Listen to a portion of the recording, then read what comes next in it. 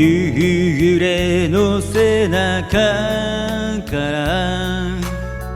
押し降る夜が降りてきて細い肩に積もれば涙の意味をかみしめよう。すべて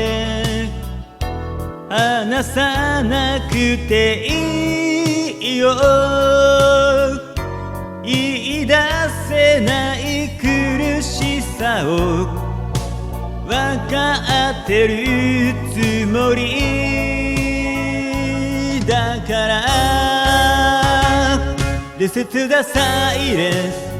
肩に回した僕の腕ほどけば、レセツだサイレンスそれで終わるよ。君の勇気にここから僕の愛はもうついてゆけなくて、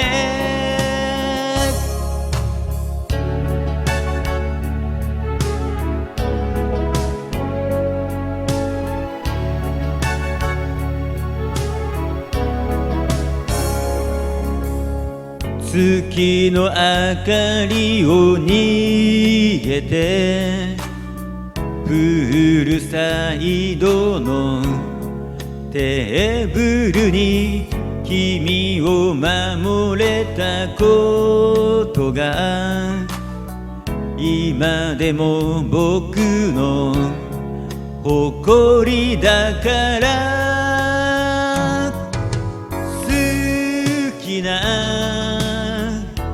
人を愛せばいい。君が決めたことだから最後まで信じ続けて。レセツだサイレンス口に出せない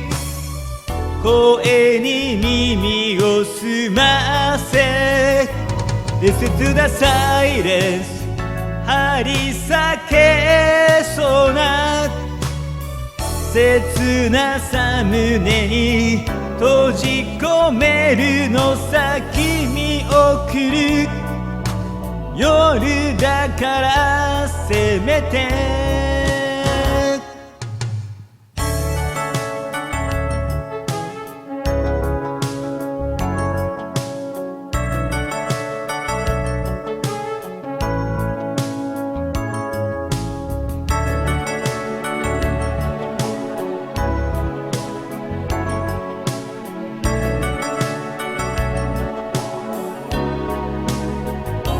レセツだサイレンス